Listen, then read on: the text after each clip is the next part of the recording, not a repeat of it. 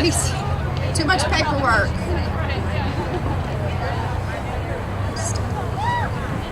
Thank you, Kate.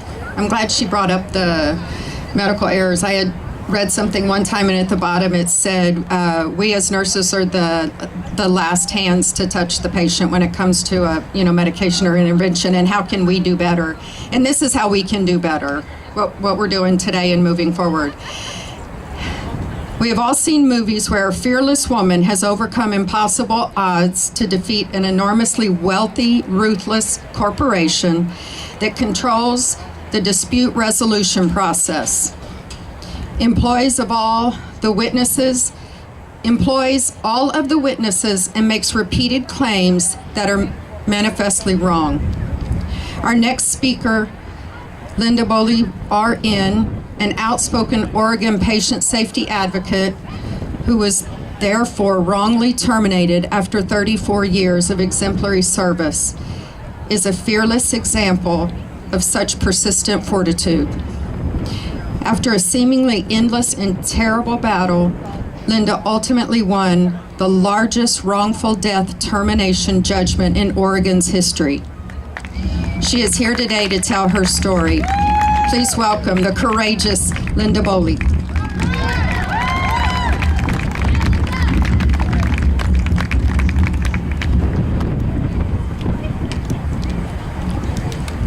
So is it this mic right here?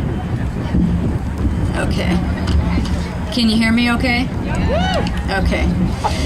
Okay, I think it was wrongful termination. Anyway, I'm honored here by the privilege of addressing you today, and I'm here because my hospital wrongfully terminated me in 2013 after more than 30 years of exemplary service. However, in 2015, I had the unbelievable good fortune of recovering the largest wrongful termination verdict in Oregon history. And I say unbelievable good fortune because the deck is so outrageously stacked against the thousands of my fellow RNs who have, are, and will be victimized as I was.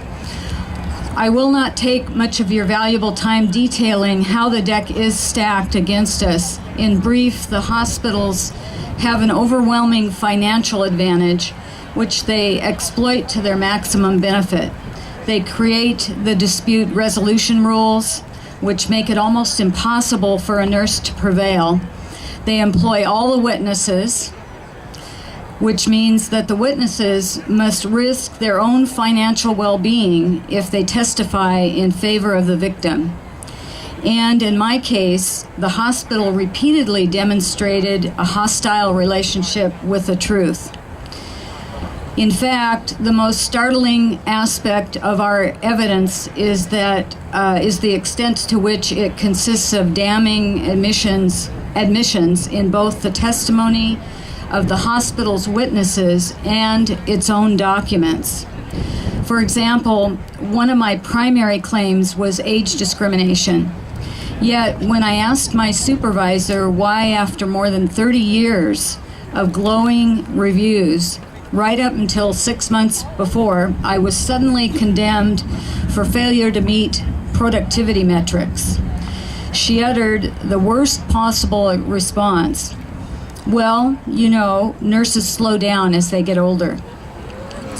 I was able to wage my war with the hospital because I had the luxury of an inheritance from my grandmother, and I happen to have a spouse that's a retired lawyer, and was therefore able to finance $60,000 worth of trial costs that my lawyer could not ethically pay. That's even on contingency, as well as help make up for the devastating reduction in my income. And because at my age, I was only able to find part-time unbenefited employment, as I am still now. Also, as a longtime member of the legal community, my husband was able to find a A-list trial attorney that he knew to take my case on contingency.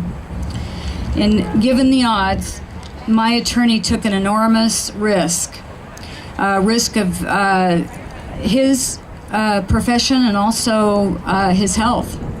Thankfully, due to his amazing effort and skill, we beat those odds. Consequently, the take-home message is that we prevailed. My circumstances were so uniquely favorable that there are probably few other nurses who might expect a similar outcome. One of the primary reasons why suing a hospital is so ineffective is that the hospital decision makers will not be personally affected by the outcome.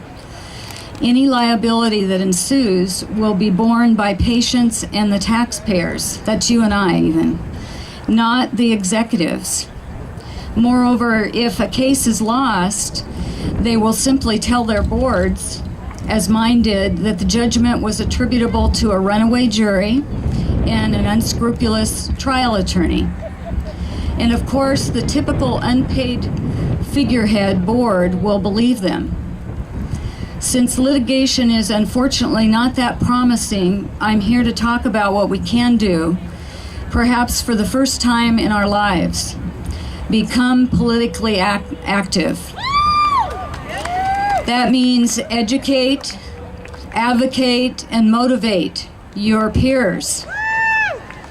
However, to become effectively politically active, I believe we need to begin with realistic understanding of how our political system works.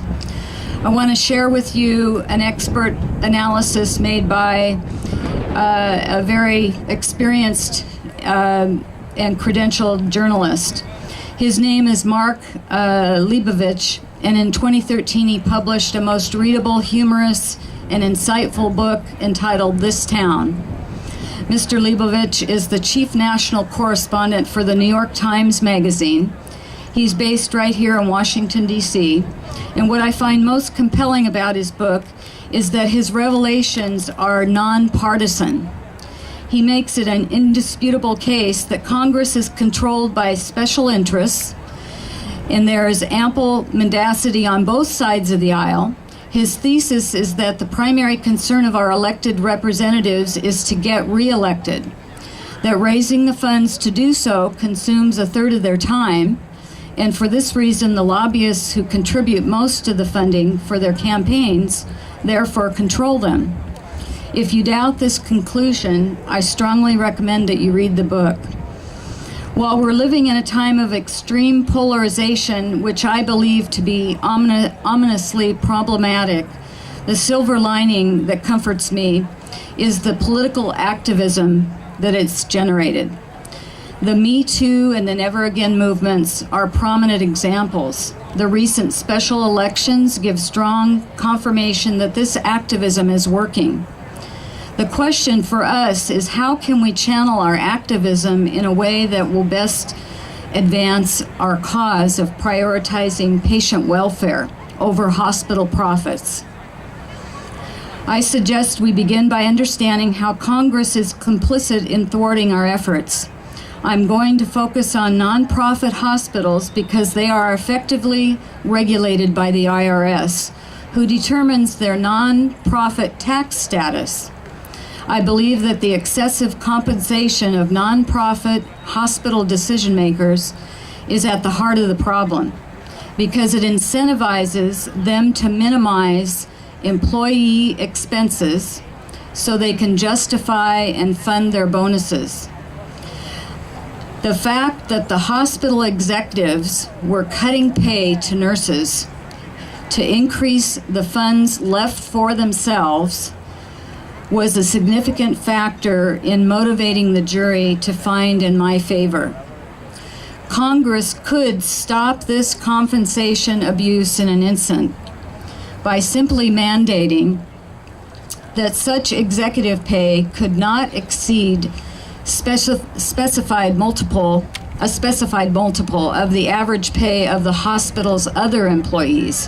However, in our present environment, the hospital executives controlling funding for congressional campaigns, any congressman of either party who supported legislation that constrains the pay of these executives will suffer the loss of nonprofit hospital campaign contributions. How do we make voters care about this issue? The Never Again kids have taught us an invaluable lesson. Their bottom line message is that they are literally fighting for their lives. Our message should be that we too are fighting to save lives. The difference between us and the kids is that there are far more lives lost from hospital administrator greed than from gun violence. According to a May 3rd, 2016 study, Johns Hopkins patient safety experts who analyzed medical death rate data over an 8-year period, I'm sure you've heard of or read of this, more than 250,000 deaths per year are due to medical error in the US, and that's old data. Their figure, published in the British Medical Journal, surpasses the US Centers for Disease Control and Prevention's CDC third leading cause of death, which is respiratory disease, which kills close to 150,000 people per year. Just as the Never Again movement has made NRA campaign contributions a litmus test for voters to evaluate their legislators, I propose that RNs mount a national crusade to make support for laws that regulate nonprofit decision makers' compensation a similar criterion for voters. My message to you, therefore, is not only to become politically active, but also unite behind stopping the excessive compensation that leads to prioritizing their bonuses over allowing nurses sufficient time to safely do their job. Besides federal staffing ratios, this could be an additional focus of our activism. Thank you.